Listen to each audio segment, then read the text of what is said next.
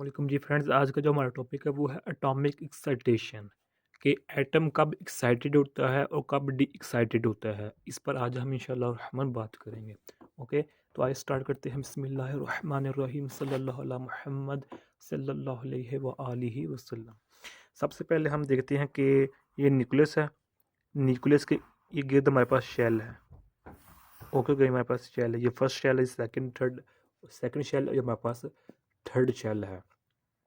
जिस तरह हम जानते हैं कि जो एटॉमिक का स्ट्रक्चर है, इस पर बातें नहीं हैं कि पहले बहुत काम हुए थे, लेकिन जो मेन काम हुए थे वो किया था रदरफोर्ड ने। रदरफोर्ड ने बहुत अच्छा काम किया था। इसने क्वांटम मैकेनिक्स की बुनियाद रखी थी। अगर जिसका जो था ना एक्सपेरिमेंट ऑलमोस्ट तो नहीं कह सकते, लेकिन इसने कुछ बातें गलत साबित हुई थी रदरफोर्ड की, लेकिन इसने एक स्टेप बढ़ा दिया था क्वांटम फिजिक्स की जानिब। ओके, क्लासिकल से क्वांटम में जाने के लिए इसने एक स्टेप दे दिया था रदरफोर्ड ने।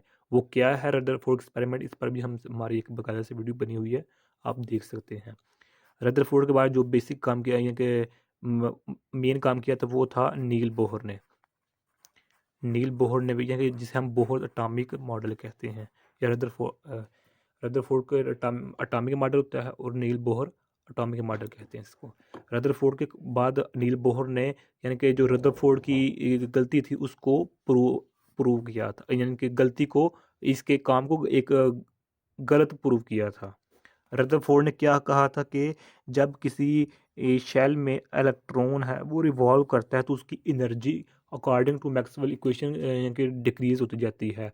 तो एट लास्ट जो इलेक्ट्रॉन होता है वो न्यूक्लियस के में गिर जाता है। क्योंकि न्यूक्लियस पॉजिटिव चार्जेस का मजमू होता है, यानी कि प्रोटॉन्स का मजमू होता है प्रोटॉन। इसलिए जो इलेक्ट्रॉन होता है वो आहिस्ता आहिस्ता मूव रिवॉल्व करते करते करते करते करते करते उसकी एनर्जी डिक्रीज होती जाती है, वो आखिरकार न्यूक्लियस में गिर जाता है। ये रदरफोर्ड ने कहा था, जबकि नील बोहर ने इसके इस पॉइंट को यानी कि रॉन्ग साबित किया था। नील बोहर ने ये कहा था कि जब भी कोई इलेक्ट्रॉन किसी शेल में मूव करता है तो वो उसी शेल में मूव करता जाता है। ये इलेक्ट्रॉन इसी में मूव करता जाएगा, यहाँ जो इलेक्ट्रॉन है वो इसी में मूव करता जाएगा थर्ड में ही, और जो फर्स्ट शेल में इलेक्ट्रॉन होगा वो शेल फर्स्ट शेल में ही रिमूव करता जाएगा, रिवॉल्व करता जाएगा। ये नील बोहर का फर्स्ट पास्टुलेट था। जबकि नील बोहर का जो सेकंड पास्टुलेट था वो ये था कि इलेक्ट्रॉन यानी कि एटम में से उसी वक्त एनर्जी अब्जॉर्ब या रिलीज होती है एनर्जी, जब इलेक्ट्रॉन नीचे आता है, ये इलेक्ट्रॉन नीचे आता है या यही इलेक्ट्रॉन ऊपर जाता है, उस वक्त एटम में से एनर्जी अब्जॉर्ब या रिलीज होती है। ये नील बोहर का सेकंड पोस्टुलेट था। और यही यानी कि हमारे पास एटॉमिक एक्साइटेशन वाला टॉपिक होता है।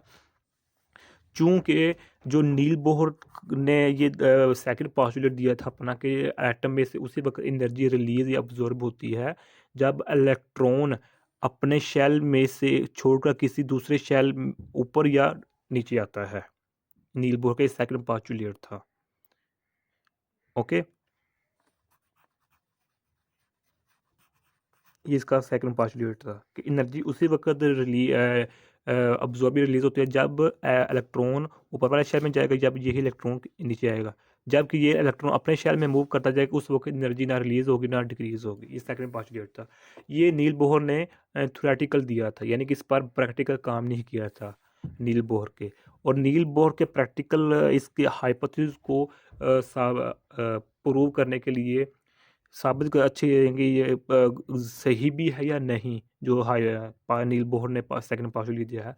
तो इसको साबित करने के लिए 1914 में, यानी कि 1914 में आए थे फ्रैंक और hertz. Frank Frank and hertz, ये दो साइंटिस्ट थे। इन्होंने इस पर काम किया था, यानी कि इन्होंने प्रैक्टिकल करके नील बोहर के जो था ना सेकंड पास्टुलेट उसको यानी कि प्रूव कर दिया था। अच्छा, यानी कि यानी कि नील बोहर का सेकंड पास्टुलेट सही है। अब हम देखते हैं कि एटम एक्साइटेड स्टेट में कब होता है और डी एक्साइटेड में कब हो जाता है। सपोज करते हैं हमारे पास ये इलेक्ट्रॉन है, इसकी एनर्जी है 5 इलेक्ट्रॉन वोल्ट। ओके, जबकि इस जब ये इलेक्ट्रॉन इस शेल में जाना चाहेगा तो इसको इस शेल की एनर्जी, इस यहाँ शेल में आने के लिए इसको एनर्जी दरकार होनी चाहिए 10 इलेक्ट्रॉन वोल्ट, जबकि इसके पास एनर्जी है 5 इलेक्ट्रॉन वोल्ट। तो ये इलेक्ट्रॉन यहाँ से यहाँ मूव नहीं कर सकेगा। क्यों? क्योंकि इसके पास एनर्जी 5 इलेक्ट्रॉन वोल्ट है, जबकि यहाँ जंप करने के लिए होनी चाहिए 10 इलेक्ट्रॉन वोल्ट एनर्जी होनी चाहिए। ओके, अब हम इस इलेक्ट्रॉन को एनर्जी देंगे। अब एनर्जी हम दो तरीकों से दे सकते हैं इस इलेक्ट्रॉन को। नंबर 1, जब हम किसी एटम पर यानी कि लाइट फॉल करवाते हैं। लाइट मीन जब हम फोटोन फॉल करवाते हैं किसी एटम पर, तो वो फोटोन का कुछ पार्ट यानी कि एक इलेक्ट्रॉन हासिल कर लेता है, उसकी एनर्जी इंक्रीज हो जाती है, जिसकी वजह से वो इलेक्ट्रॉन अपने शेल को छोड़कर अबव वाले जो शेल होता है उसमें चला जाता है। मिसाल के तौर पर एक तो ये तरीकाकार है, फोटोन यानी कि हमने लाइट उस पर पास करवाई, लाइट उस पर एटम पर फॉल करवाई, और एटम के जो इलेक्ट्रॉन्स थे उन्होंने एनर्जी इंक्रीज कर ली, अब्जॉर्ब कर ली, वो नेक्स्ट शेल में चले गए। एक तो ये तरीकाकार है।